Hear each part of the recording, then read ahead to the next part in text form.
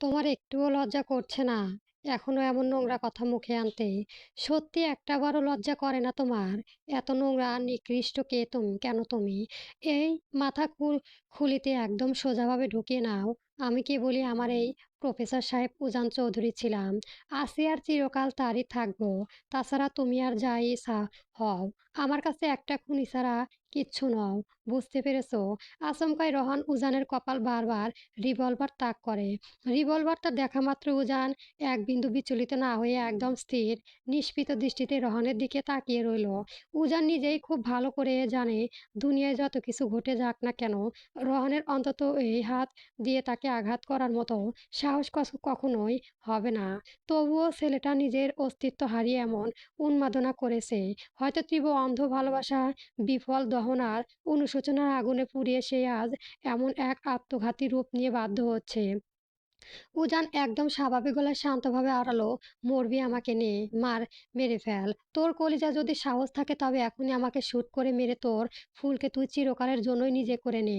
উজানের সেই চাবুকের মতো বরফ শীতল কথাটা কানে আছড়ে পড়ার সঙ্গে সঙ্গে রোহানের শিথিল হাত দুটো থেকে ভারী রামদাও আর রিভলভার পিকট শব্দে মেঝেতে খসে পড়ল। রোহান কেবল একজোড়া দিশেহারা অসহায় চোখে উজানের দিকে তাকিয়ে রইল। ঠিক তখনই শরীরের ভেতরে জমানো ক্ষত ও সচিত্র যন্ত্রণার এক মুহূর্তে খাড়া হয়ে দাঁড়িয়ে থাকতে পারল না সে। ধপাস করে ধুলিমলি রক্তি ভেজা মেঝেতে ধসে বসে বলল। তার মাথায় রক্তনালীগুলো যেন ব্যথায় ফেটে চৌচির হয়ে যাচ্ছে। ভাইয়ের এই অসহায়ত্ব পতন দেখে মেহের কান্নায় ভেঙে পড়ে দৌড়ে গিয়ে আসতে চাইল, কিন্তু রহন নিজের রক্তমাখা হাত উঁচিয়ে তাকে মাঝপথে থামিয়ে দিল। নিজের সমস্ত যন্ত্রণা বিষ সে আজ একাই নিঃশব্দে পান করে নেওয়ার এক বিষাদ আপ্রাণ চেষ্টা চালালো, কিন্তু পারল না। সাহস্য স্বামীও বাঁধে ভেঙে আচমকায় তার দুই ঠিক চোখের কোনায় বেয়ে অঝরে ধরায় গরম জল গড়িয়ে পড়তে শুরু করলো। ঠিক তখনই সবাইকে অবাক করে দিয়ে রহন হাঁটু গেঁজে হিঁচড়ে এগিয়ে এলো, মৌয়ের পা দুটো শক্ত করে আঁকড়ে ধরে কেঁদে উঠল। হঠাৎ এমন এক অবিশ্বাস্য অনাকাঙ্ক্ষিত দৃশ্য দেখে থমকে স্তব্ধ হয়ে গেল মৌ। নিজের অজান্তে পেছনে ফিরে খানিকটা দূরে সরে যেতে চাইল সে, কিন্তু রোহান ছেড়ে দিল না। সে ব্যাকুলতা আবারও এগিয়ে গিয়ে মৌয়ের দুপা আকুলতা আঁকড়ে ধরল। ফুল, প্লিজ তুই চলে আয় না রে আমার এই ধ্বংস হয়ে যাওয়ার অন্ধকার লাইফে। তোকে ছাড়া যে আমি আর কিছুই ভাবতে পারছি না। প্লিজ চলে আয় না ফুল। আমি কথা দিচ্ছি এই জঘন্য পাপের জগৎ সবকিছুই আজ এখনই ছেড়ে দেব। শুধু শুধু তুই যা বলবি, যেমন করে বলবি ঠিক তেমনই করে চলবো। তোর একটা কথাও কোনোদিন অবাধ্য হব না। তুই আমাকে দয়া করে বাঁচা ফুল। তোকে না পেলে আমি সত্যি সত্যি মরে যাব। তোদের দুজনকে চোখের সামনে এভাবে একসাথে দেখার ন্যূনতম ধৈর্য বা সহনশক্তি যে আমার আর অবশিষ্ট নেই। এই অনাথ এতিম ছেলেটাকে তোর ভালোবাসা একটুখানি করুণা ভিক্ষা দে না প্লিজ। রহানের প্রতিটি অনুনয় বিনিময় আর বুক ফাটা আকুতি এক মুহূর্তের মধ্যে যেন সোজা মৌয়ের আত্মায় গিলে বিঁধল। তার পুরো বুকটা অজানা এক শিহরণে কেঁপে উঠল। হাত পা যেন অবশ হয়ে এলো। মৌ চোখ তুলে নজর উজানের দিকে তাকালো।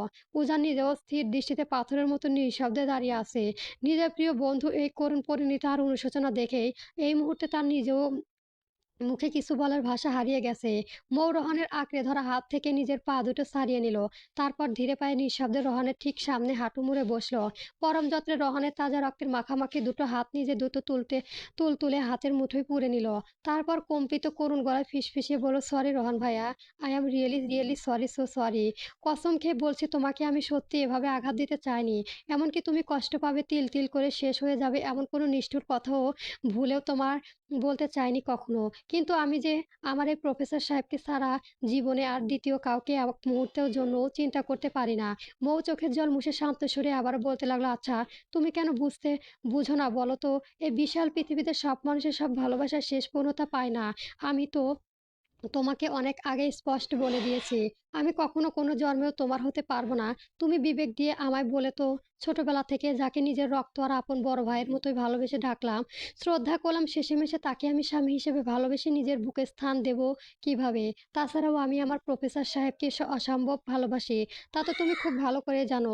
তাকে ছাড়া যে এই তাসফিয়া মৌ চৌধুরী একদম নিঃস্বহীন। রহান নিজের রক্ত ভেজা ঝাপসা চোখে মৌয়ের মায়াবী মুখের দিকে অপলক দৃষ্টিতে তাকিয়ে রইল। তারপর করুণ স্বরে জীবনের শেষ প্রশ্নটা ছুড়ে দিল, তাহলে তোকে ছাড়া আমি এই বিরাট পৃথিবী কিভাবে বাঁচবো? তুইই বলে দে ফুল। ভাইয়া প্লিজ আর পাগলামি করো না। আচ্ছা তুমিই বলো একজনের ঘর ভেঙে কি আরেকজনের ঘর তৈরি করা যায়? এটা পাপ। রোহন রক্তমাখা ঠোঁটের কোণে বিষাদের হাসি ফুটে বিড়বিড় করলো, একজনের মন ভেঙে তছনছ করা আর পবিত্র মসজিদ ভেঙে দেওয়া তো একই কথা ফুল। তাহলে আমার ভালোবাসার মনটা যে তুই ভেঙে করে দিলি সেটা কি পাপ নয়? রোহন ভাইয়া প্লিজ অবুঝ বাচ্চার মতো আচরণ করো না। কেন বুঝতে পারছো না যে এসব কখনোই সম্ভব না? আমি চাইলেও কোনোদিন তোমার হতে পারবো না, কোনোদিনও না। রোহন আবারও চরম আকুলতা মৌয়ের তুলতুলে হাত দুটো আঁকড়ে ধরলো। উজান একটু দূরে দাঁড়িয়ে পাথর হয়ে সেই দৃশ্য দেখতে লাগলো। আজ তার বুকে এক ফোঁটা ঈর্ষা নেই, বরং চোখের সামনে বেস্ট ফ্রেন্ডের এমন বুকফাটা আর্তনাদ আর কান্না দেখে তার নিজের বুকটাই যেন তীরে বিদ্ধ বিদ্ধ হয়ে চুরমার হয়ে যাচ্ছে। রোহানের এই পোষাচিত্র কষ্ট আর সহ্য হচ্ছে না উজানের। নিজের ভেতরে এক অসহ্য যন্ত্রণা বুক ফেটে যাচ্ছে তার। মৌ দিশেহারা হয়ে ধপাস করে সেখানে মেঝেতে বসে পড়ল। আর কিভাবে এই বিকারগ্রস্ত মানুষটাকে বোঝাবে সে? আর কি বলবে লোকটা তাকে পাওয়ার এই অন্ধ লোভ ছেড়ে দেবে তা জানা নেই। সে সম্পূর্ণ নিরুপায়। সে শত চেষ্টা করলেও নিজের প্রাণের চেয়েও প্রিয় স্বামীকে ছেড়ে এই পুরুষটার হাত ধরে পারবে না। মৌ হঠাৎ চোখ তুলে একদম তীক্ষ্ণ ও শীতল দৃষ্টি রহনের দিকে তাকিয়ে জিজ্ঞেস করলো, রহন ভাইয়া তুমি কি সত্যি মন থেকে চাও না যে আমি সুখে থাকি? রহন এক দৃষ্টিতে মৌয়ের চোখের দিকে তাকিয়ে পরম মমতায় বলল, চাই তো। আমি চাই তুই অনেক অনেক অনেক সুখে থাকবি। পৃথিবীর সমস্ত আনন্দ যেন আমার ফুলের পায়ের কাছে এসে লুটিয়ে পড়ে। কোন কোনো দুঃখ যেন ভুলেও তোর ছায়াও না মারতে পারে। রহনের কথার তোরে মৌ সঙ্গে সঙ্গে পাল্টা প্রশ্ন ছুড়ে দিল, তাহলে আমার জীবন থেকে চিরকালের জন্য চলে যাও, অনেক দূরে হারিয়ে যাও তুমি, অন্য কোনো নারীকে নিজের জীবনে আপন করে নাও। দরকার হলে আমি নিজে দাঁড়িয়ে থেকে তোমার জন্য ভালো কোনো মেয়ে খুঁজে এনে দেব। তবুও প্লিজ আমার জীবন থেকে চলে যাও তুমি। রহন বরফ শীতল চোখে চেয়ে রইল। মেয়েটা এই মায়াবী মুখের দিকে সে চিরকাল মুগ্ধ হয়ে তাকিয়ে থাকতে পারবে। আজও তার ব্যতিক্রম হলো না। এই কাজল রাঙা চোখের দুটোর দিকে তাকিয়ে সে সারা জীবন পার করে দিতে পারত। কিন্তু আফসোস, ওই চোখ দুটোতে অধিকার ফলানোর ভাগ্য তার নেই। অনেক আগে সে নিয়তির কাছে সেই অধিকার হারিয়ে নিঃস্ব হয়েছে। কিন্তু অবাধ্য মন তো মানতে চায় না। মন তো কেবল চায় জীবনের শেষ দিনটি পর্যন্ত এই মেয়েটার পাশে বেঁচে থাকতে, তার হাত ধরে একসাথে বৃদ্ধ হতে। কিন্তু নিয়তি তাকে সেই সঙ্গ দিল না। সেই পরম আবেশে মৃদুস্বরে মৌয়ের জিজ্ঞাসা করলো, ফুল তুই কি পারবি কোনোদিন উজানকে ছেড়ে অন্য কারো বউ হতে? রোহন ভাইয়া প্লিজ থামো। আমি আমার প্রফেসর সাহেবকে নিজের জীবনের চেয়েও বেশি ভালোবাসি। তাহলে তোকে ছেড়ে আমি অন্য কারো বউ কিভাবে বলবো বল? তা তো আমার মৃত্যুর সমান। আমিও তো তোকে নিজের জীবনের চেয়েও বেশি ভালোবাসি ফুল। তাহলে তুই কেন বুঝলি না? তোকে ছাড়া আমিও যে একদম শূন্য। তোকে ছাড়া অন্য কোনো নারীকে নিয়ে সংসার করার কথা তো এই রহন তালুকদার কল্পনাও আনতে পারে না। মৌ একদম নিচু হয়ে গেল। তার মুখ দিয়ে আর কোনো শব্দ বের হলো না। হঠাৎই রহন ধীরে পায়ে উঠে দাঁড়ালো। মইয়ের নরম আঙুলগুলো শক্ত করে ধরে তাকেও নিজের মুখোমুখি দাঁড় করালো। মাঝে সামান্য দূরত্ব রেখে শান্ত কণ্ঠে প্রশ্ন ছুড়ে দিল, ফুল আমি যদি আজ সত্যি তোর এই সুন্দর দুনিয়া থেকে অনেক দূরে চলে যাই, তবে কি সত্যি খুব খুশি হবি তুই? আমার এই ভালোবাসা নামক যন্ত্রণা, নরক যন্ত্রণা থেকে চিরদিনের জন্য মুক্তি চাই তোর। মৌ কোনো উত্তর দিল না। এই প্রশ্নের উত্তর দেওয়ার মতো ন্যূনতম শারীরিক ও মানসিক শক্তি আর তার অবশিষ্ট নেই। মানুষটাকে আর কষ্ট দিতে সে চায় না, আবার তাকে বোঝাতেও যে সে সম্পূর্ণ অক্ষম। ঠিক তখনই সবাইকে চমকে দিয়ে রোহন এক ঝটকায় মেঝে থেকে রিভলভার কুড়িয়ে নিয়ে মৌয়ের কপালে হাত মুঠে গুলে দিল। তারপর নিজের কপালটায় রিভলভারের নামে সামনে ঠেলে স্থির কণ্ঠে আওড়ালো, মেরে ফেল ফুল। তুই নিজের হাতে আমাকে চিরকালের জন্য মৃত্যুর উপহার দিয়ে তোর জীবন থেকে মুছে ফেল। পারবো না রে আমি তোকে ছাড়া এই নরকে বাঁচতে। তাই আজ তোর পবিত্র হতে নিজের মৃত্যু চাই। ভালোবাসতে যখন পারলি না, তবে পরম শান্তিতেও মৃত্যু দে আমায়। মোহ ভয়ে শিউরে উঠে এক ঝটকায় হাত ছাড়িয়ে দূরে সরে গেল। ভীষণ ভীত চোখে সে রোহানের দিকে তাকিয়ে রইল। মৌয়ের এই আতঙ্কিত রূপ দেখে রোহান হঠাৎ উচ্চস্বরে হেসে উঠল। তার পুরো আচরণ যেন এক লহমায় বদলে গেল। সে উন্মাদের মতো হাসতে হাসতে আচমকায় রিভলভারটা নিয়ে গিয়ে উজানের হাত গুঁজে দিল। নিজের কপালে অস্ত্র ঠেলিয়ে গর্জে উঠল, উজান শুট করা মাই। আমি তোর আগে তো ফুল ভালোবাসার পথে কাটা। আমাকে এক গুলিতে সরিয়ে দে তোদের চোখের সামনে থেকে। চিরকালের জন্য আমাকে মুক্তি দে ভাই। আর কখনো তোর বউয়ের নিজের করে চাইবো না, প্রমিস। উজান ঝপ করে নিজের হাত সরিয়ে নিল। তার চওড়া বুক হাঁপানোর মতো ওঠানামা করতে লাগলো। সে রাগে আর কষ্টে চিরকাল উঠল।